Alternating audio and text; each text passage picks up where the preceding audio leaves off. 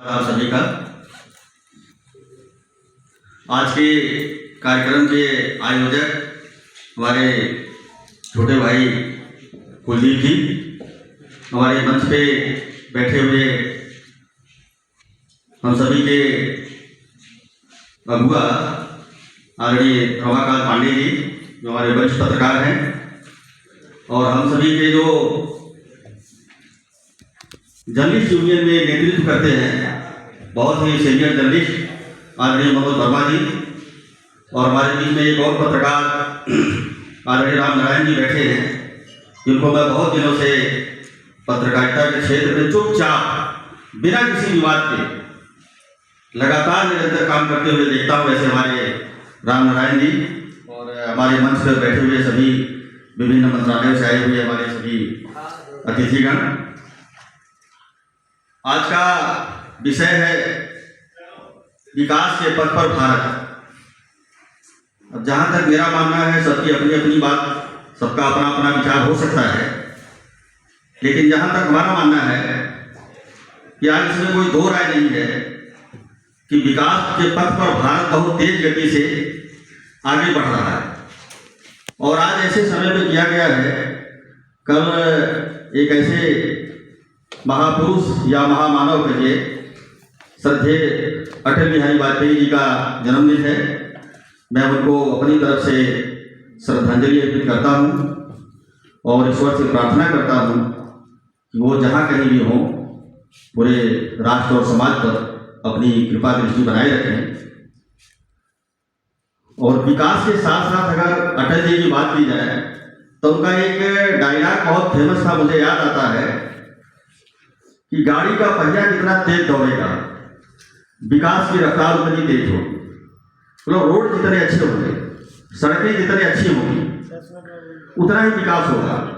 तो national highway का जो उसमें विकास था, और एक उनके समय में बहुत अच्छी योजना आई थी प्रधानमंत्री ग्राम सड़क योजना, और उस पर आज भी सरकार काम कर रही है। उस समय मुझे अच्छी तरीके से याद है कि मेजर जनरल भुवन चंद्र खंडूरी जी को नेशनल हाईवे मिनिस्टर बनाया गया था, और बहुत ही सख्त प्रशासक माने जाते थे। शायद 3-4 किलोमीटर पहले उसे प्रतिदिन जो है नेशनल हाईवे बनते थे, लेकिन जब उन्होंने कार्यभार संभाला तो उसके कुछ दिनों के बाद 11 किलोमीटर प्रतिदिन नेशनल हाईवे बनना शुरू हो गया भारत में। और आज की खैर बात ही खत्म की जाए, और आवाज के कितना बन जाए, कितना बना लेंगे, कोई उसकी काउंटिंग नहीं है। एक बार 24 घंटे के अंदर करीब 200 किलोमीटर एक युद्ध स्तर पर काम करके पूर्वोत्तर भारत में 200 किलोमीटर हाईवे बना एकदम। और आज हमारे केंद्रीय मंत्री जो हैं माननीय नितिन गडकरी जी, तो ऐसे विकास पुरुष बन गए हैं। बहुत सारे लोगों का ये कहना है कि अगर मोदी जी की सरकार बार बार रिपीट होती है तो उसमें नितिन गडकरी जी का बहुत बड़ा रोल है नेशनल हाईवे में। और मैं पूर्वी उत्तर प्रदेश से आता हूँ। हम लोगों को कभी कार से अगर जाना होता था गांव की तरफ, तो जैसे एकदम लगता था कि हम कहाँ जाके फंस जाएंगे, कहाँ गड़बड़ी हो जाएगी। लेकिन जब से पूर्वांचल एक्सप्रेस वे बना हुआ है, तब से वहाँ जाना इतना आसान हो गया है। और किसी शहर का जब विकास होता है, अभी के अयोध्या इस समय बहुत ही केंद्र बना हुआ है, तो केंद्र इस मामले में नहीं कि 500 से जो समस्या लटकी हुई थी उसका समाधान हुआ है, बल्कि वहाँ के अगल बगल के जिलों को लगता है कि अब हमें दिल्ली नहीं जाने की जरूरत पड़ेगी रोजी रोजगार के लिए, मुंबई नहीं जाने की पड़ेगी जरूरत, बड़े किसी महानगर में जाने की जरूरत नहीं पड़ेगी। अब उस शहर में रह के ही, अयोध्या में ही रहकर आने वाले वर्षों में हमारे बच्चों का भविष्य वहाँ सुरक्षित होगा और वही रोजगार मिलेगा। जहाँ तक विकास की बात है, तो विकास जिन लोगों के हाथ में होता है, यानी देश का जो नेतृत्व करते हैं, उनकी योजना क्या है, उनकी नीतियाँ क्या हैं, उनकी नीयत क्या है। तो बहुत सारे लोग ऐसे हो सकते हैं कि जिन्हें ये लगता है कि एक प्रकार में जैसे भी हो, हमको सत्ता में बने रहना है, देश का कुछ हो या ना हो। मगर मेरा मानना है कि इस समय जो भारत का नेतृत्व है वो उस रास्ते पर नहीं है। उनका यह है कि हम जितने दिन सत्ता में रहें देश के लिए कुछ कर जाए, चाहे वो देश का सामाजिक विकास हो, सांस्कृतिक विकास हो या बुनियादी ढांचा का विकास हो, सभी तरीके का। जम्मू कश्मीर आपके सामने है। विकास के मामले में उत्तर प्रदेश एक ऐसा राज्य है जिसे किसी समय में बीमारू प्रदेश कहा जाता था। आज उत्तर प्रदेश के, अभी मेरी गांव में कल फोन पे बात हुई थी, हमारे यहाँ तो बात बात पे गोलियां चलती थी, छोटी छोटी समस्याओं से समाधान पाने के लिए लोग मर्डर कर देते थे। चलो एक आदमी हमारे लिए सिरदर्द बना हुआ है, इसको निपटा तो समस्या का समाधान हो जाए। मगर इस समय किसी की हिम्मत नहीं पड़ रही है कि मर्डर कर देते। बड़े बड़े जो माफिया टाइप के विधायक हैं, मंत्री हैं, सांसद हैं, मैं उनकी बात कर रहा हूँ। मुझे लगता है कि अगर हमने कोई आज के समय में ऐसा कोई गलत कदम उठा लिया तो बहुत भारी पड़ सकता है, और पड़ भी रहा है। मेरा जिला आजमगढ़ है, वैसे उसको तो एक समय ऐसा था कि आजमगढ़ के लोग दिल्ली मुंबई में जाते थे, अपने जिले का परिचय नहीं देते थे। कोई गोरखपुर बताता था, कोई इलाहाबाद बताता था, कोई वाराणसी बताता था। लेकिन आज मैं गर्व के साथ लोग कह सकते हैं, वहाँ यूनिवर्सिटी बनी है, अच्छे अच्छे रोड्स बन रहे हैं, विकास हो रहे हैं। अब ठीक है भाई, कुछ सबको नहीं दिख रहा होगा विकास, लेकिन दिख रहा बहुत लोगों को। एक ऐसा दौर था कि जब प्रधानमंत्री स्तर के व्यक्ति को कहा जाता था कि वो छोटी बातें नहीं करेंगे, वो हमेशा बड़ी बड़ी बातें करेंगे।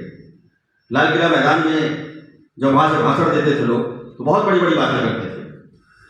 लेकिन जहाँ व्यक्तिगत रूप से मेरा मानना एक है कि आम जनता जो निचले स्तर की है, गली मोहल्ले में जो रहते हैं, गाँव में रहते हैं, वो बड़े बड़े माफियाओं से नहीं परेशान होते हैं। वो जो गली मोहल्ले के लुच्चे लफंगे, जो छिछोर टाइप के आवारा लोग होते हैं, उनसे ज़्यादा परेशान होते हैं। किस सम्मानित व्यक्ति को किस चौराहे पर वो गाली देंगे, किसके साथ क्या बदतमीजी कर देंगे, इसका कोई भरोसा नहीं है। तो अगर इस तरीके की बातें शीर्ष स्तर का जो अपना देश का नेतृत्व करने वाले हों, चाहे प्रदेश के करने वाले हों, अगर उन समस्याओं पर ध्यान दें। हमारे जैसे प्रधानमंत्री जी ने सबसे पहले सफाई अभियान की बात की। सफाई अभियान हालांकि बहुत पुरानी बात है, महात्मा गांधी से जुड़ी हुई है। उन्होंने इस बात को आगे बढ़ाया था स्वच्छता को लेकर, लेकिन उस चीज़ को प्रधानमंत्री जी ने याद दिलाया लोगों को, और अपील की लोगों से कि आप सभी लोग इसको व्यवहार में लाएंगे तो धीरे धीरे सब अपने व्यवहार में लेके आए। ऐसे बेटी बचाओ बेटी पढ़ाओ है, उसके प्रति भी लोगों का नजरिया धीरे धीरे बदला है कि बेटियां जितनी पढ़ेंगी उतना घर शिक्षित होंगे, संस्कारित होंगे। अभी मन की बात कार्यक्रम में बता रहे थे कि शादियों में जो बेहिसाब खाना लोग बर्बाद करते हैं उसे बचाया जाए।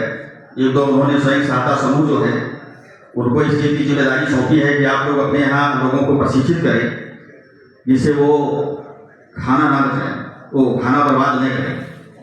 और एक सबसे विकास के जो पथ की बात होती है तो नेतृत्व का सबसे बड़ा काम ये होता है कि जब लोग संकट में पड़े या देश संकट में हो तो मैदान छोड़कर भागे नहीं, डटकर मुकाबला करें। ऐसी स्थिति अपने देश में आई थी जब कोरोना आया था। तब बड़े बड़े देश जिनको ये लगता था कि स्वास्थ्य सुविधाएं वहाँ की सबसे उत्तम क्वालिटी की है, घुटने के बल लेट गए थे लोग, कुछ काम नहीं कर रहा था कि क्या करें। तो अपनी जो पुरानी सभ्यता संस्कृति में जो भी उपाय बताए गए थे हमारे, वह उस समय कहीं से कोई आता तो घर में लोग उसका पाँव धुलवाते थे, हाथ धुलवाते थे। उसके पीछे वैज्ञानिक तथ्य भी हैं। पीपल के पेड़ के घर के आगे पीछे लगाए जाते थे भाई ऑक्सीजन की दृष्टि से। नीम का पेड़, बरगद का पेड़, ऐसे बहुत सारी चीजें थी। तो प्रधानमंत्री जी ने इन चीजों को बहुत अच्छे तरीके से याद दिलाया कि अगर आप सभी लोग, जब वो कुछ लोग मजाक उड़ाते थे, घंटा बजवा रहे हैं, घड़ियाल बजवा रहे हैं, मोमबत्ती जलवा रहे हैं, उसका धीरे धीरे यह है कि भाई अगर हम जो चीजें छोड़ चुके हैं, जिनसे दूर जा चुके हैं, अगर हम उस तरफ आएंगे तो धीरे धीरे हमको बहुत सारी समस्याओं का समाधान मिल जाएगा। आयुर्वेद सीधे सीधे आयुर्वेद कहता है कि अगर अपने भोजनालय को औषधालय में तब्दील कर दिया जाए तो बीमारियां तो साथ आएंगी। मतलब कि जहां एलोपैथी कहता है कि पहले बीमारी हो जाए तो उसका समाधान करें। अगर कुछ समस्याओं को छोड़कर देखें तो सर्जरी के अलावा एलोपैथी में बहुत कुछ है नहीं। लेकिन जो आयुर्वेद है, आयुर्वेद की सीधे सीधे एक सोच है कि बीमारी को पैदा ही न होने दिया जाए, बीमारी होने से पहले ही उसको जड़ से खत्म कर दिया जाए। मुझे 3-4 साल पहले एक बार फीवर आया, जब ये 2 महीने का नवरात्र के समय में सीजन आता है तो उसमें बहुत सारे लोग बीमार पड़ते हैं। तो मैं किसी डॉक्टर के पास गया था, वहाँ एक 76 साल के फौजी बैठे हुए थे। तो बोले कैसे बीमार हो गए? मैंने कहा जी हो गया, मुझे कैसे पता? तो बोले अरे वही तो पूछ रहा हूँ क्यों हो गए। जब आपको पता नहीं है, उस चीज़ की जानकारी रखनी चाहिए कि जब मौसम चेंज होता है तब किस चीज़ की सावधानी बरतनी चाहिए, क्या खाना चाहिए, क्या नहीं खाना चाहिए, गर्मी में क्या खाना चाहिए, ठंडी में क्या खाना चाहिए।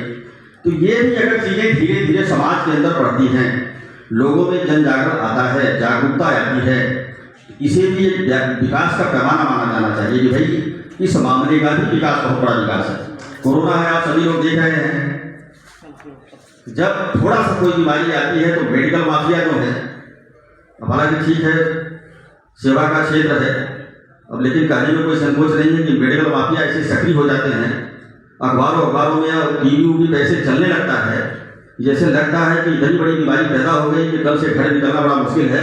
घरों में लोग टीवी बंद कर देते, समाचार सुनना बंद कर देते हैं, कहीं कुछ अनहोनी न हो अगल बगल में। तो एक तरीके से चलाया जाता है और उस स्थिति से उबारने का काम जो है हमारा आयुर्वेद, हमारी जो प्राचीन जीवन शैली, हमारे बुजुर्गों ने जो कुछ बताया है उससे हम सब निकल सकते हैं। तो आज के दौर में इस चीज़ों का भी प्रचार प्रसार हो रहा है, ये भी एक तरीके से माना जाए कि विकास का एक हिस्सा है। विकास का हिस्सा वही नहीं होता है कितने हमने परमाणु बम बनाए, कितने नेशनल हाईवे बनाए, कितने बड़े बड़े रोड्स बनाए, कितने स्टेडियम बनाए, कॉलेज बनाए, ये तो चलते रहेंगे। अगर हम धीरे धीरे अपनी उन चीज़ों पे लौट आते हैं कि जहाँ से हम शुरू हुए थे, अब आज एक सामाजिक धीरे धीरे वो चेतना आ रही है। हमें याद है कि घर में अगर एक आदमी नौकरी करता था तो उसका 10 लोगों का परिवार बहुत अच्छे से चल जाता था। लेकिन अगर आज 10 लोग हैं, अगर 10 लोग नहीं कमा रहे हैं, एक व्यक्ति का परिवार नहीं चल पा रहा है, तो इस तरफ अगर हम धीरे धीरे थोड़ी बहुत चर्चा करें कि लोग अपने से कोई कमज़ोर है तो उसे सहारा दें, उसके साथ जुड़ें। और प्रधानमंत्री जी साफ साफ कहते हैं कि किसी गरीब परिवार का सदस्य बनाएं अपने आप को। अगर आप किसी गरीब परिवार से सदस्य बनेंगे तो समय समय पे उसकी देखभाल करेंगे, उसके साथ जुड़ेंगे। और अटल जी जो अपने समय में जो कुछ कह गए थे, कल हमसे एक सज्जन मिले, हमने कहा भैया कल हमको एक प्रोग्राम में जाना है, अटल जी के जन्मदिन की पूर्व संध्या पे प्रोग्राम हो रहा है। बोला अटल जी की तो बात निराली थे, वो निर्विरोध और निर्दलीय नेता थे। मैंने कहा जीवन भर राष्ट्रीय स्वयं सेवक संघ से जुड़े रहे, भारतीय जनता पार्टी के रहे, तो निर्दलीय कैसे हो गए? बोले इस सेंस में निर्दलीय है कि हर कोई उनकी इज्जत करता था, कदर करता था और बहुत ज़्यादा उनका विरोध नहीं था। उनका विरोध नहीं था तो चुनाव भी हारे थे, 1 वोट से उनकी सरकार भी गिरी थी। बोले देखो वो अलग चीज़ें हैं, लेकिन उन्हें हर कोई चाहता था, हर कोई मानता था, इसलिए मैं उनको निर्दलीय नेता बता रहा हूँ और निर्विरोध नेता बता रहा हूँ। अभी आपने देखा होगा कि उत्तरकाशी की घटना हुई, उस पर पूरी सरकार लगी। लगातार इतने दिन का ऑपरेशन चलने के बाद वो मजदूर निकाल निकले और पूरे देश की जो संवेदना थी उन मजदूरों के साथ थी। सबको ये लग रहा था कि हमारे घर का परिवार का कोई व्यक्ति फंसा हुआ है, वो किसी तरीके से बाहर आना चाहिए। तो ये अगर इस तरीके का वातावरण बन रहा है, धीरे धीरे बन रहा है समाज के अंदर, तो ये भी एक विकास ही एक तरीके का माना जाए इसको भी, कि अगर हम यहाँ तक पहुँचे हैं कि देश का कोई भी नागरिक अगर कहीं संकट में फंसा हुआ है तो उसे अपना ही मानकर उसकी हेल्प की जाए, उसकी मदद की जाए। उज्ज्वला योजना, कितनी महिलाओं को, बहनों को धुआं फूंकते फूंकते जो आँख में रोशनी खराब हो जाती थी वो चली। कोरोना के समय में कई महीने तक प्रधानमंत्री जी ने 500 रुपये जो है महिलाओं के खाते में डाले। जनधन योजना, ऐसे तो कई 200 से ऊपर योजनाएं हैं सरकार की, लेकिन कुछ बहुत फेमस हैं। लेकिन सबसे बड़ी बात यह है कि देश की जनता अगर अपने नेतृत्व पर विश्वास करे, अपने नेता पर विश्वास करे, ये ऐसे नेता के रहने के बाद हमारा कुछ होने वाला नहीं है। हमें वो भी दिन याद होगा कि 2014 के पहले एक ऐसी स्थिति बनी हुई थी कि जब लोग आपस में चर्चा करते थे कि कहते थे कुछ नहीं होने वाला है देश का, यहाँ कोई बात करना बेकार है, कुछ हो भी नहीं सकता है। लेकिन धीरे धीरे बदलाव आता है। स्थिर सरकार अगर बनती है, अगर उसके अंदर कुछ करने की इच्छा है, कुछ तमन्ना है, तो वो कुछ कर जाए। तो मेरा तो जहाँ तक व्यक्तिगत रूप से मानना है, ये सरकार कर रही है, उस दिशा में जा रही है। 9 साल से ऊपर जिनको प्रधानमंत्री बने हुए हो गया और एक दिन उन्होंने छुट्टी नहीं लिया है।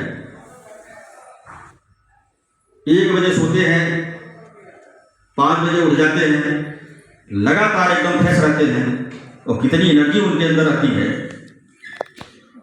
और दूसरी एक चीज और है, जो उन्होंने सबसे बड़ा काम, एक वोकल फॉर लोकल का नारा दिया कि हमारा देश तो चाइनीज सामानों से पटा पड़ा हुआ है, हम ही लोग उसका सामान खरीदते हैं, हमारे ही पैसे से वो अमीर बना हुआ है, उसकी अर्थव्यवस्था बनी हुई है और टाइम टाइम से हमें भी धमकाता है, वो हमारे ऊपर भारी पड़ता है।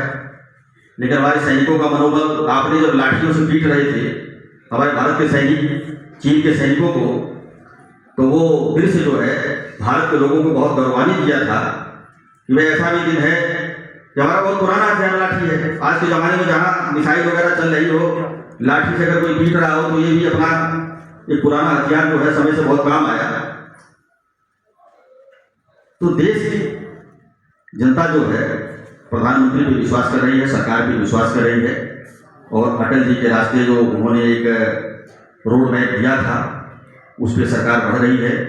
नेशनल हाईवे से लेके प्रधानमंत्री ग्राम सड़क योजना से लेके इंसानियत और मानवता से लेके विदेश नीति से लेकर कूटनीति से लेकर जो भी उन्होंने रास्ता दिखाया है उस पर सरकार आगे बढ़ने का काम कर रही है। कुलदीप जी मेरे पीछे खड़े हो गए, इसका मतलब साइड में बच गया है। बहुत बहुत धन्यवाद आप सभी का, बहुत बहुत आभार। जय हिंद, जय भारत।